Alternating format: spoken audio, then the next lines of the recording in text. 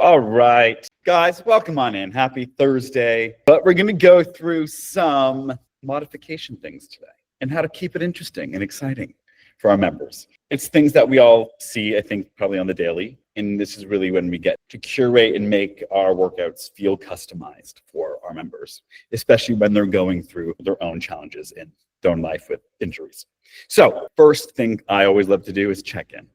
Right, so if someone says they're injured, or you remember they have an injury, I know some of my studios put injuries in the mind body notes, so you see them. You see that Anna had an injured shoulder in her notes. You'd go over and be like, "Oh my God, Anna, what's going on? I know you had an injured shoulder that's been bugging you.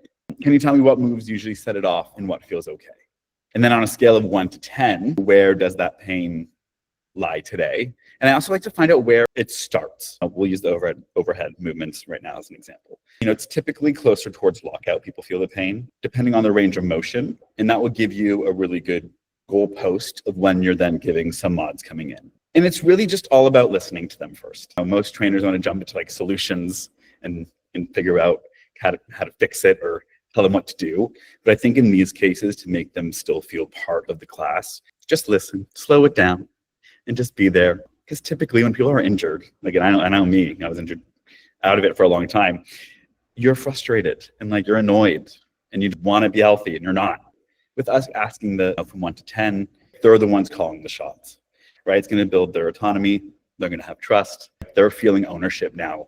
It's what keeps them engaged, right? When people feel like they have ownership, they're engaged. And it also just shows, especially if you weren't the person to put the notes in mind body or however you guys communicate about injuries in your studio, if you're another trainer that's seeing them for the first time, it makes your team seem very connected and very in tune, and that like we all know every member, and that's what really sets our studios apart. Perfect. Thanks for telling me. The workout today has some overhead presses or some squats, whichever is going to be in line with their injury. I'll swap in moves that hit the same muscles but won't irritate your whichever we talked about. So you'll get the benefit without the pain, which we love. A key thing here, I use the word swap. Right. So instead of saying scale down or something that might have like a negative connotation to it, just being very aware of our language and how that can be interpreted. Again, modifying can be like, meh. So I chose swap to still give it that power. I'm not dumbing the workout down or making it less challenging.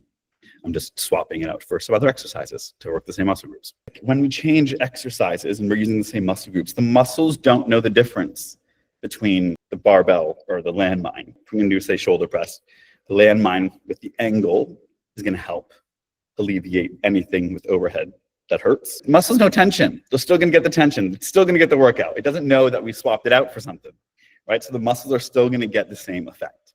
Giving options. I love using options. That's the word I will always use. We have another option. We got options. Who doesn't love options, right? For any modification, I always say it's an option.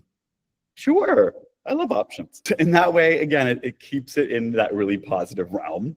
We want to give them variety in the workout so they don't feel stuck doing the same. We'll put rehab in quotation, moves all class, right? So sometimes we'll give one exercise and we don't know what else to tell them. So we just tell them to do the same thing. So what do options do, guys? They give people choices. Give people choices, prevent boredom, right? No one wants to be bored doing the same things. They give them choices, and that, they're going to be a little more engaged because no one, if it's like a hip situation, giving them hip bridges, I don't want to do that all class. It can also help them find more confidence, knowing that there's more options to choose from and comfortability. Yeah, totally. They still feel like they're getting a very effective workout with variety, which is what they would normally get if they weren't injured. Variety equals engagement, which retention. It's all built in, guys. It's all in here. Okay. Coaching mid-class. This is the next step. So now if someone came in early, hopefully we could address the stations, give them the options, and now class is going on. You always want to check in. How's that hip thrust feeling? Still just muscle, no pinch? We don't want anyone to not feel good when they're working out. If they look bored, hey, let's swap this up to a step up. Let's keep it fresh. I got you. Right, let's get the smaller box over and let's do some step ups and change it up. It's just showing presence. That we're being aware, right? I think people with injuries typically probably get the most attention during class. So they will leave feeling like they have a very effective class because we're on them so much to make sure they're good. And give them that extra little bit to make sure that they're taken care of. If it's a bigger issue and it is a newer member that we're still working on like the fundamentals with, have them stay after for 5 minutes and go over their hinge or their squat, whichever. But really trying to dial in as soon as you see it, just so then they can leave feeling really, really great. And you want to close with wins. I kind of just talked about it, right? So you crush your glutes today, yes, which I would say actually lights them up. We want people to leave feeling great. Depending if they're coming tomorrow, I would also reach out to your staff and make sure everyone's aware of kind of where they're at, what you gave them today, and what to look forward to tomorrow. This is just a little recap, right? You're going to listen first. It gives them autonomy over their journey in the studio, which we love. Anchor to intent. We're still training shoulders today. Like just because you're injured doesn't mean we can't still do something. We got you. We're going to offer variety and then reinforce the work at the end, making sure that they're hitting the right muscles and that we're going to keep them motivated and excited. All right, so here we go. What hurts? Let's swap it out. So shoulder pain, think overhead. And if we go into our basic movement patterns, I think it makes it a bit easier for you to then kind of be able to pull from a bucket, right? So if it's a overhead press, what movement pattern is it? Up and down motion. Yeah, a horizontal press, Mhm. right? So in that, there's an umbrella of exercises you can think of for options, right? So we have the overhead press here. We have overhead rope slams, right? We do our big ones, that, and then stuff on the TRX, especially flies if they're overhead. We could swap them out. A floor press. We're still working the chest and the front delts and the triceps.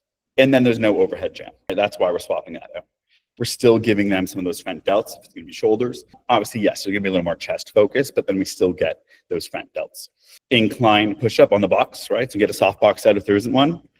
And again, we're going to still, it's going to be a little more chest. We've got our front delts, triceps, and core, all the muscles that are working in there. And it's posterior chain focused, right? So we're going to alleviate in the angle of the box. It's going to help alleviate that tension from their full lockout. Depending on who it is, right? Like if someone could work in a pretty good range of motion, I like to have them work in that range before it hurts, right? And that will help build up some of those fibers back. So finding that sticky point where like, that's too far, then work a little bit before that, right? Little pulses, or just get that range up until they feel that pain or that pinch.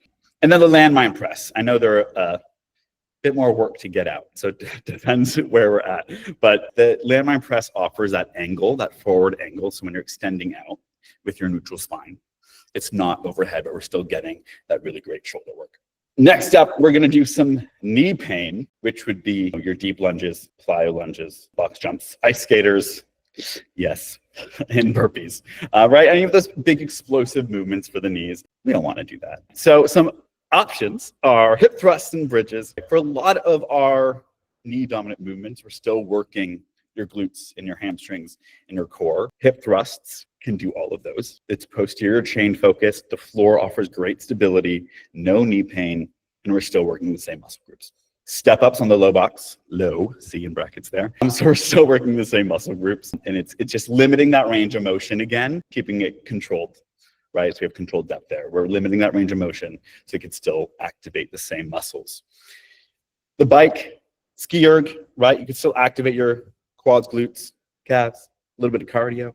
Very low impact, and we're still activating the same muscle groups. And then box squat, obviously shallow, so not the lowest one if you're using the right boxes. Again, limiting that range of motion, and it's going to be very person-to-person specific, but it's safe, controlled, and you just ask the right questions so we can modify it to make it really effective for that individual.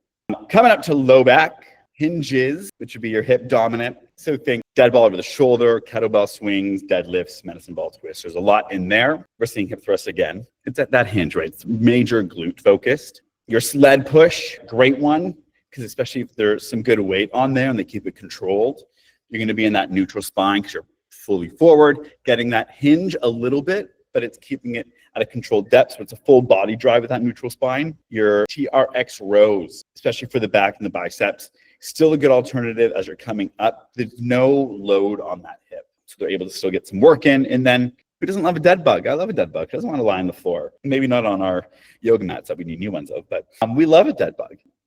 See the laughs. I know everyone needs yoga mats. I'm telling you. If anyone has a wholesaler, please tell me. And it's still going to activate your core, your hip flexors, and your stabilizers. It is an anti-rotation, but keeps your hips on the ground and no hinge. Wrist pain. We're going to skip things on the floor, your push-ups on the floor. The biggest thing I always see is you just grab a Y bell or a dumbbell for some push-ups. It helps keep it in that neutral positioning instead of locked out that way. So push-ups on your Y bells, still working your chest, triceps, core, neutral wrist. That's why we swap it out. Incline push-up box. Yes, Heather. I was just going to say a good alternative for something like that, if just pressure in general in that vertical position is not good on the wrist, you can always take a band and do banded presses, whether overhead or chest presses or pulls or whatever the movement may be. Bands are always a good, easy alternative to use. Yeah, I love that. I love using bands. I use them all the time. And again, it is depending on the person. Yes, this position might also hurt with the pressure. And yeah, a band is still great for some chest work. We have the incline push-up like we talked about, floor presses. We had them today in the workout. So just doing on the floor limits that range of motion and keeps it with the neutral wrist. And then your TRX rows. Again, neutral wrist. We're not putting that pressure on. And then coming up for postpartum in core. So we're going to skip high pressure flexion, long static planks, heavy overhead things. And this is kind of in our anti-rotation, anti-extension category, but dead bug heel taps, keeping it still deep core, hip flexor stabilizers. And why we swap it out for the anti-extension, right? So it's keeping it nice and static on the floor. March walks, we've seen these in some of the workouts, sometimes with weight, sometimes not weight, but getting that full rotation still through that lower abdomen area as you drive that knee up towards your chest. And it's still going to work some of those glutes and hamstrings and the core as we work through. And it's really great for some pelvic floor support. Tail off press, right? That's when you come out with the weight. Really great for those obliques and the shoulders. Anti-rotation. So it is still a great stabilizer through the core. So really, really great work. And then our landmine press. And again, for our shoulders, it's a forward angle, gives you a little more stability being anchored on the floor as well. I think the biggest thing with offering different options, think of which category they fall into. Is it push, pull? Is it knee? Is it hinge? Is it core? And if you could figure out just what that pattern is, it gives you a whole bucket to pull from. And it makes it just a bit simpler. Because I know sometimes like, oh, what should I change this overhead press to? Right? And that's just a horizontal push. So like think of other exercises within that realm. A quick little look through of your workout of the day and seeing what mods there are, asking your manager to help you out can really, really go a long way. All right, remember, always ask, see what's going on. 1 to 10, how painful is it? Where can they move in their range of motion? If they still have like a decent range of motion, I love to still work in the range that doesn't hurt. That way we could build up their strength, and then they could continue on. But options keep people engaged. Want to make sure our members, even if they're injured, don't feel like they're coming to rehab. They feel that they've still won. They've had a great workout. They feel accomplished, and they're leaving feeling great despite their injury. And we get to facilitate that. So remember, that is the power we have. And we want everyone to leave feeling better than they did when they came in.